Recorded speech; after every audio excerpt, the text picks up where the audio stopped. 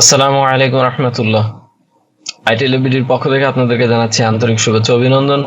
আজকে আমরা মাইক্রোসফট ওয়ার্ডের পরবর্তী টিউটোরিয়াল নিয়ে হাজির হয়েছি। আজকে আমরা দেখব হেডার অ্যান্ড ফুটার, অর্থাৎ আমাদের ইনসার্ট মেনুর আন্ডারে যে টুলস বারটা আছে, তো সেই টুলস বারের ভিতরে আমাদের header, footer and page number, এই তিনটা বিষয় আজকে আমরা জানবো।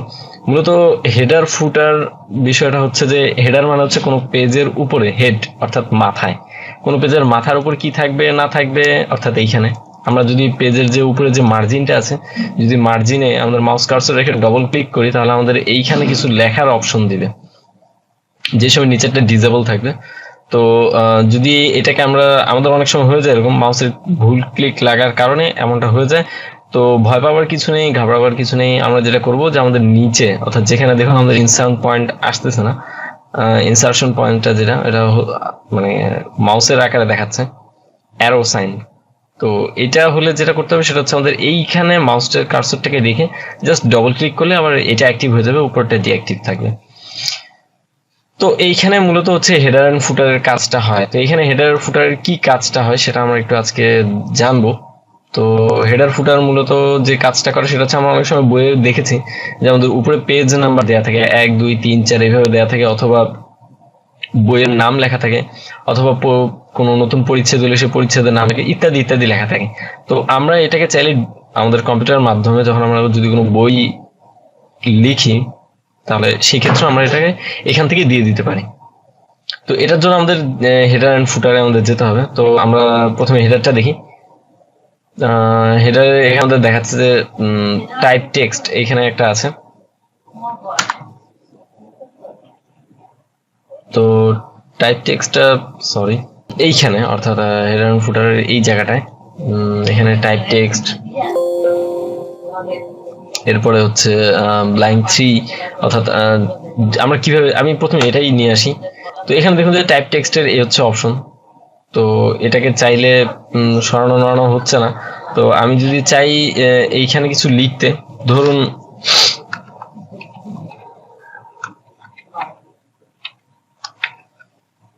ITLabBD, এটাকে এইভাবে লিখলাম। তো এটা যে যা হবে সেটা হচ্ছে যে এটা লেখার পরে আমার প্রত্যেকটা পেজে এই কথাটা আসবে। এটা হচ্ছে যে আমাকে এখান থেকে কিছু দেখাচ্ছে, অনেক সেটিংস আছে এখানে। হেডার যদি আমি কিছু পরিবর্তন করতে চাই, যেমন আমি এটা নিয়ে এটা যদি নিতে চাই, তাহলে এটা চলে আসবে। অর্থাৎ এখানে আমি 3টা স্পেস পাবো লেখার জন্য, কিছু লেখার জন্য। এরপরে হচ্ছে যে আমি যদি চাই আন্ডারলাইন এইভাবে কিছু আসতে, অর্থাৎ ডিজাইনটা আমার এমন হবে, তাহলে এটাই আসবে। সরি,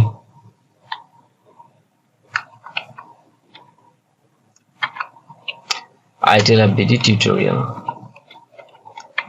আচ্ছা, তো এখন দেখুন যে আমি যে এটাতে লিখলাম এখানে, এবং আর যতগুলো আছে ঠিক প্রত্যেকটারই একটা নিজস্ব স্টাইলে দেয়া আছে। এখানে মানে বছর সহ দেয়া আছে। তো এইভাবে, আর আপনি যদি চান এডিট হেডার, অর্থাৎ হেডারকে যদি কিছু এডিট করতে চান, তাহলে ঠিক এই অপশনটাই আসবে, কারণ এটাই হেডার এডিট করার জায়গা। এখানে আমরা ডেট এন্ড টাইম দিতে পারি, কুইক পার্টস দিতে পারি, পিকচার দিতে পারি, ক্লিপ আর্ট দিতে পারি, গো টু ফুটার। আচ্ছা, পিকচার এন্ড ক্লিপ আর্টে আমি আর যাবো না। এই জন্য যাবো না কারণ আমরা পিকচার ক্লিপ আর্টের ব্যবহার দেখেছি, জাস্ট ওইটাই আপনি যদি চান এখান থেকে দিতে পারেন। যদিও আমি আজ পর্যন্ত কোনো বইয়ে দেখিনি যে পিকচার কিংবা ক্লিপ আর্টকে ব্যবহার করেছে। আপনি চাইলে দিতে পারেন, এটা আপনার ইচ্ছা। কুইক আর্ট, আচ্ছা কুইক পার্টটা কি জিনিস এটা আমরা আমাদের ইনসার্টের ভিতরে দেখুন এখানে একটা অপশন আছে কুইক পার্টস। তো আমরা এইটা নিয়ে যখন আলোচনা করব তখন আপনারা নিশ্চয়ই বুঝে যাবেন যে এইখানে মূলত কুইক পার্টের কি কাজ ছিল।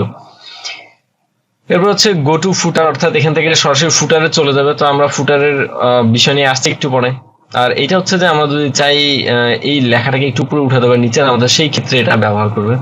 দেখুন আমি যদি এইভাবে দিই তাহলে নিচে আরো সরে আসছে, আর যদি এভাবে দিই তাহলে এটা উপরে উঠে যাচ্ছে। তো ঠিক এটার কাজ, এটা হচ্ছে ফুটারের জন্য। এর পরের অপশন হচ্ছে যে ক্লোজ হেডার, আমরা যদি চাই এখান থেকে হেডার ক্লোজ করে দিতে পারি। আচ্ছা, তো এখন যেটা দেখানোর বিষয় সেটা হচ্ছে যে দেখুন যে আমার এই জিনিসটা একটু ওয়াশ আউট হয়ে গিয়েছে, অর্থাৎ কি বলবো এটাকে, অস্বচ্ছ হয়ে গিয়েছে হালকা একটু। তো এরকমটাই থাকে সাধারণত। দেখুন এর পরের জায়গায় প্রত্যেকটা পেজে আমার ITLabBD টিউটোরিয়াল এই লেখাটা আসবে। অর্থাৎ এটা হচ্ছে মূলত হেডার এন্ড ফুটারের কাজ। এখন আপনাদের কাছে প্রশ্ন, মানে আপনাদের মনে প্রশ্ন জাগতে পারে, ভাই হেডার ফুটারে তো আমরা তো এইসব দেখিনি, হেডার ফুটারে আমরা দেখছি বইয়ের নাম ইত্যাদি ইত্যাদি। তো আপনি চাইলে এখানে বইয়ের নামও দিতে পারেন। এইভাবে আপনি চাইলে বইয়ের নামও দিতে পারেন। আপনারা, আমি জানি না আপনারা চাঁদের পাহাড় বইটা পড়েছেন কিনা, আমি পড়েছি। তো আমার খুব পছন্দের একটা বই, বিভূতিভূষণ বন্দ্যোপাধ্যায়। তো এখানে হচ্ছে আপনি চাইলে এভাবে বইয়ের নামও দিতে পারেন। হ্যাঁ, এখন বিষয় হচ্ছে যে এটা হেডারে আসছে। তো এরপরে হচ্ছে যে আমি যদি রিমুভ করতে চাই, তো এখান থেকে রিমুভ হেডার দিয়ে দিলে হেডার চলে যাবে। তো এইভাবে হেডার চলে যাবে। ক্লোজ হেডার দিলে এখান থেকে ক্লোজ হয়ে যাবে জাস্ট। আর আমি যদি এটাও সরিয়ে দিতে চাই, তাহলে সেই ক্ষেত্রে আমাকে হেডারে যে জাস্ট ডিলিট করে দিই, তো চলে যাবে হেডার। আচ্ছা, এরপরে হচ্ছে যে রয়েছে কি ফুটার রয়েছে। তো ফুটারের কাজ হচ্ছে ঠিক হেডার যেমন উপরে ছিল। আচ্ছা, আমি উপরে হেডারটা রেখেই আসি, তাতে আপনাদের বুঝতে সুবিধা হবে।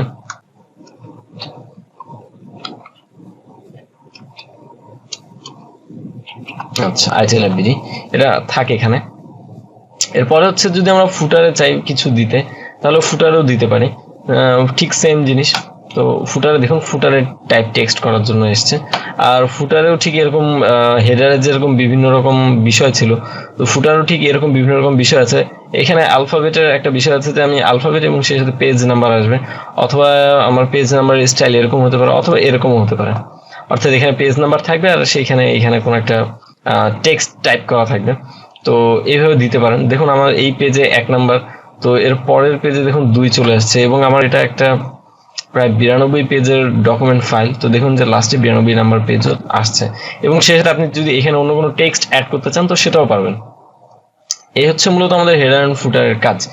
এর পরের যে অপশনটা আছে, এটা মূলত একটু আমার কাছে বেশি গুরুত্বপূর্ণ মনে হয়েছে, আমি এটাকে সরিয়ে দিলাম ওটাকে দেখানোর জন্য। দেখুন এখানে পেজ নাম্বার বলে একটা কথা আছে, অর্থাৎ সাধারণত বইয়ের ম্যাক্সিমাম ক্ষেত্রে পেজ নাম্বারটাই ব্যবহার করা হয়।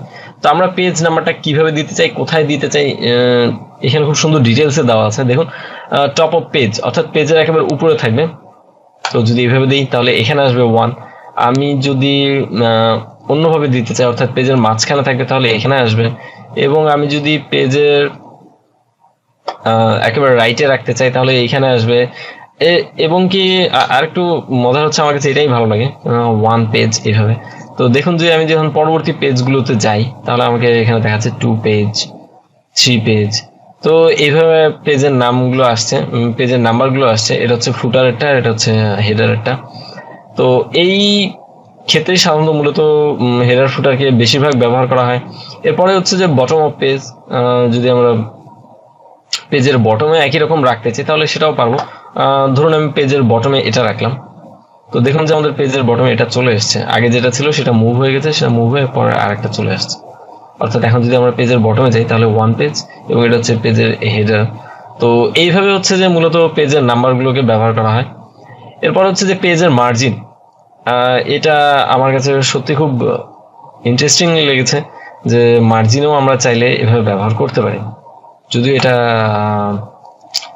ঠিক আছে, ইন্টারেস্টিং হয়তো, কিন্তু আমার কাছে একটু মানে ইন্টারেস্টিং, আবার আমি কোথাও ব্যবহার করে হতে দেখিনি, বাংলাদেশের কোনো বইয়ে তেমন একটা ব্যবহার হতে দেখিনি। তো আপনারা চাইলে আপনাদের বইয়ে যদি ব্যবহার করতে চান, তো ব্যবহার করতে পারেন এক্সেপশন হিসেবে। ঠিক এইভাবে আমরা যদি চাই যে পেজের এই পাশে ব্যবহার করব, তো সেটাও পারেন। হ্যাঁ, এটা একটু ডিসেন্ট দেখাচ্ছে, খুব সুন্দর দেখাচ্ছে। এটা হচ্ছে আপনাদের প্রয়োজন অথবা রুচির উপর নির্ভর করবে, যে আপনারা ঠিক কেমনটা কোথায় কোথায় ব্যবহার করতে চান। কারেন্ট পজিশন, এইটা হচ্ছে আমার কাছে একটু অড মনে হয়েছে, যে এটা আসলেই কি আদৌ কোনো প্রয়োজন আছে কি না। কারেন্ট পজিশনটা আদৌ ব্যবহার হয় কিনা আমি জানি না। দেখুন আমি যদি কারেন্ট পজিশন দিই, তাহলে যেটা হবে সেটা হচ্ছে যে আপনার কার্সর যেখানে থাকবে সেইখানেই একটা পেজ নাম্বার চলে আসবে। সো আমি যদি কার্সরটাকে এখানে রাখি, তো দেখুন আমি যদি কারেন্ট পেজ দেই, ধরলাম এগুলো একটা দিই বড়, যেটা দেখতে সুবিধা হবে। তো দেখুন এখানে চলে এসেছে পেজ 1। তো এটা আমার কাছে একটু অড মনে হয়েছে, এই জন্য হয়তোবা কারো দরকার হইতেও পারে, এটা আমার দরকার কখনো পড়েনি বা কাউকে আমি ইউজ করতেও দেখিনি, এই জন্য আর বলছি না এই বিষয়ে। এরপর হচ্ছে ফরম্যাট পেজ নাম্বার, অর্থাৎ পেজ নাম্বারে যদি আমি ফরম্যাটকে চেঞ্জ করতে চাই তো সেই ক্ষেত্রে, অর্থাৎ পেজ নাম্বারের ফরম্যাট দেখুন এখানে বিভিন্ন ফরম্যাট আছে। ওয়ানের আগে পরে ড্যাশ থাকবে, অথবা এবিসিডি, অথবা বড় হাতের এবিসিডি, অথবা রোমান নাম্বার। তো যেটা আপনার প্রয়োজন হয়, ধরুন আমরা এটা যদি দিতে চাই তো জাস্ট ওকে দিয়ে দিলে পেজ নাম্বারটা এইভাবে আসবে, শুধু ওয়ান আসবে না, ওয়ানের আগে পাশে দুটো হাইফেন থাকবে, এইভাবে আসবে। তো এই ছিল মোটামুটি আমাদের পেজ নাম্বারের বিষয়টা। রিমুভ পেজ নাম্বার দিলে রিমুভ হয়ে যাবে, অর্থাৎ হেডার ফুটার থেকে রিমুভ হয়ে যাবে। দেখুন রিমুভ হয়ে গেছে, অর্থাৎ চলে গেছে সব।